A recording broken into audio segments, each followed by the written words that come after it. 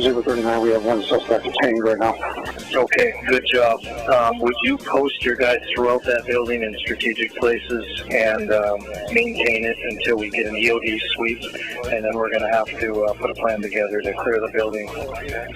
Tonight, police say they are questioning the Planned Parenthood shooter. 3 people were killed, 2 civilians, and 1 officer. Good evening, and thanks so much for joining us tonight. I'm James Jarman. And I'm Heather Skold. A deadly day in Colorado Springs, and tonight we are learning new information on what happened near that Planned Parenthood. Yeah, it's being widely reported the suspect in the shooting is 57-year-old Robert Louis Deere. However, Springs police say they will not confirm that tonight.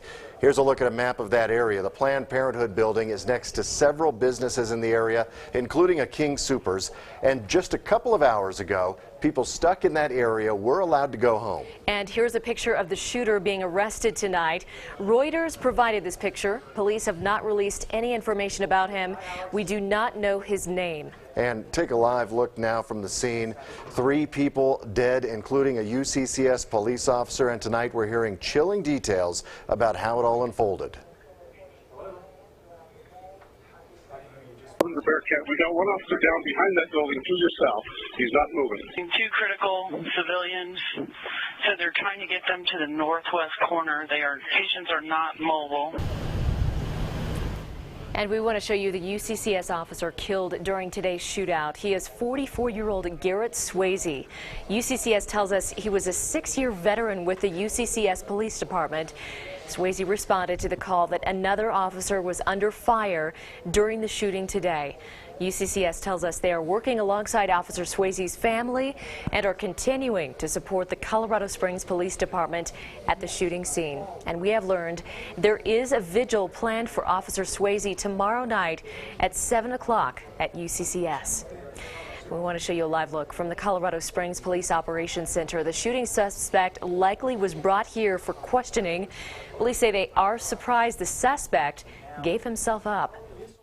We have our suspect right now. He's saying that he is alone and he's by himself.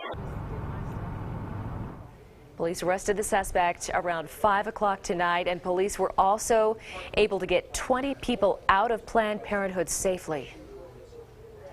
Officers acted with untold valor to make sure that individuals were safely taken out of the Planned Parenthood building.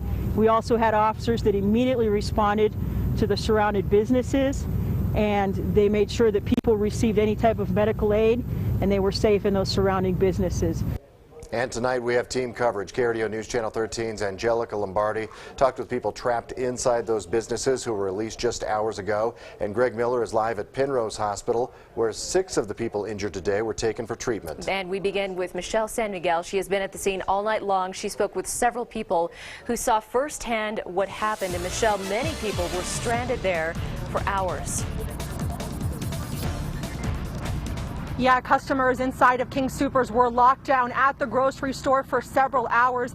They were then moved to the VA hospital where they were photographed. But tonight, those customers are not able to get their vehicles. Their cars are still behind me as the bomb squad is checking them tonight into tomorrow. As you know, it has been a long and emotional day for this community. Ambulances rushed to and from Planned Parenthood, taking away the injured. Rod Winter saw an officer get shot at the Planned Parenthood building. A shot came from inside the building, blew out a window. He took 1 or 2 steps toward that window and was shot as well and went down. And they came in later with the SWAT rig, picked him up. Winter was on his way to visit his mother-in-law at a nursing facility when he saw an officer outside bleeding near Planned Parenthood. He turned around with a bloody face and went, "Get out of here, get out of here." Those shopping at King Soopers near the scene of the shooting were forced to stay inside. Faye Garcia Bush was one of the last ones to leave the store before it was placed on lockdown.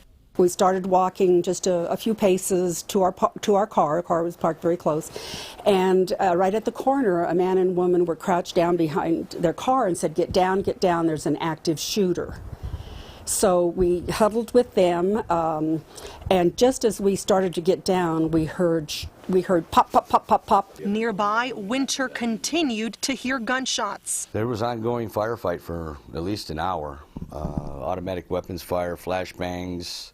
They had smoke grenades. It's a day that's rocked a community still healing from another shooting that happened less than a month ago. It's shocking. It's it's terrifying to know that someone is going to be in your area and could possibly be shooting. I just hope that the people of Colorado Springs come together and pray for the 11 victims.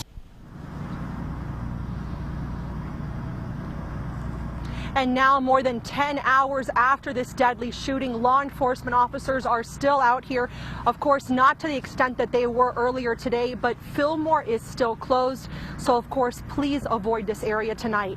Reporting live tonight in Colorado Springs, Michelle San Miguel, KRDO, News Channel 13. Michelle, thank you. And 6 of those injured victims were taken to Penrose Medical Center. Yeah, the hospital is less than 2 miles from the shooting scene, and that created another problem at the medical center. KRDO News Channel 13's Greg Miller live tonight at Penrose. And Greg, all of the victims there survived the initial attack.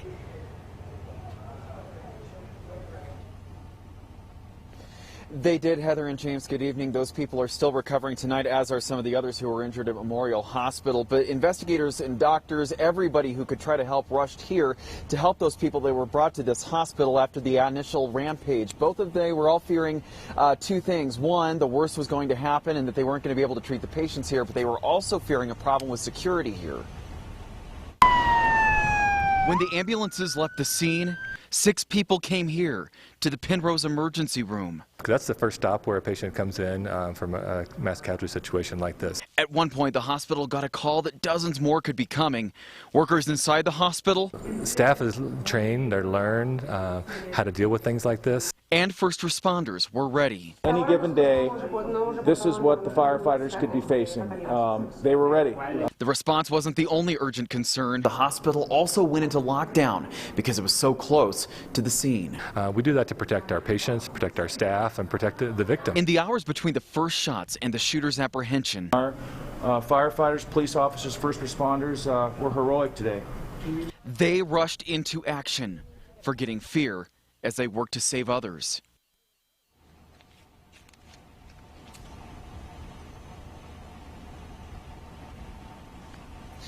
Yeah, and again, that biggest fear was after the whole situation finally ended late this afternoon, early this evening. They were worried that there were going to be several dozen more people possibly coming here with minor injuries. Turns out those calls and those early reports were false, and so they only have the 6 people to focus on. Again, those 6 people are doing okay tonight here at Penrose, rather. Reporting live, Greg Miller, KRDO News Channel 13. All right, thanks so much, Greg. Let's get you over to KRDO News Channel 13's Angelica Lombardi now, who just spoke with people getting out of those businesses where they were told to shelter in place tonight. And Angelica, they were bussed away from the shooting scene.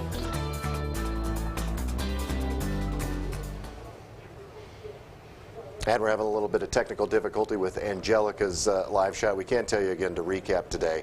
There are 3 people killed, 2 civilians, and 1 officer from UCCS. Again, the suspect has been apprehended, turned himself in. He surrendered to authorities at Planned Parenthood today, a little before 5 o'clock. And many tonight are speculating about the motive behind today's shooting at Planned Parenthood. Much of it, of course, centered around abortion.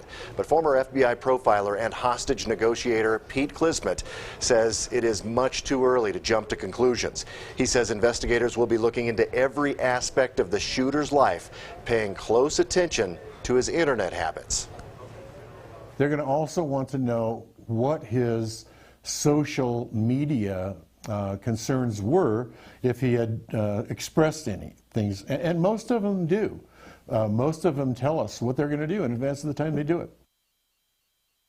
Says it's possible we may never know the exact motive. And many people are giving their condolences tonight for the 3 people killed in today's Black Friday rampage. Yeah, Springs City Council releasing a statement just moments ago. The Colorado Springs City Council is saddened to hear of the violence in our city today. Our thoughts and prayers are with the victims and their families. And we commend our first responders for their commitment and bravery in working to protect the public. And Congressman Doug Lamborn sent us a statement. As speculation swirls about a possible motive in today's shooting, we must remember that senseless violence should never be used to settle differences of conscience or political opinion. Please join me in praying for the police officers and civilians who are the victims of this attack. I wish to extend a special thanks to our brave first responders and law enforcement officers for their heroic actions on this difficult day. And focused on the family, President Jim Daly released a statement in response to the shooting, which happened a few miles from the ministry's headquarters. Daly calls the shooting tragic and deplorable, adding, "It is to be condemned."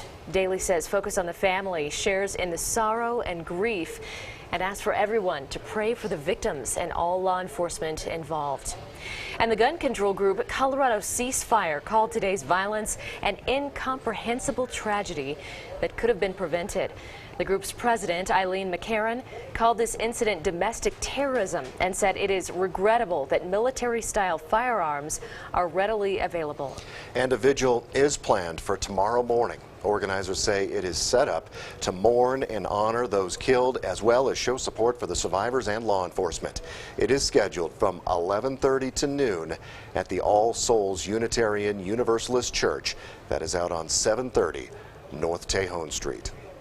And anyone who needs counseling after today's shooting is encouraged to call the Colorado Mental Health Crisis Line, the number right there on your screen, 844-493-TALK.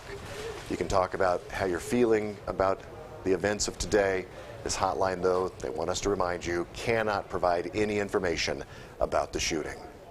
And we do have continuing coverage of the shooting here on the networks of KRDO. When we're not on TV, you can catch the updates on radio and online at KRDO.com. And we want to turn for just a moment now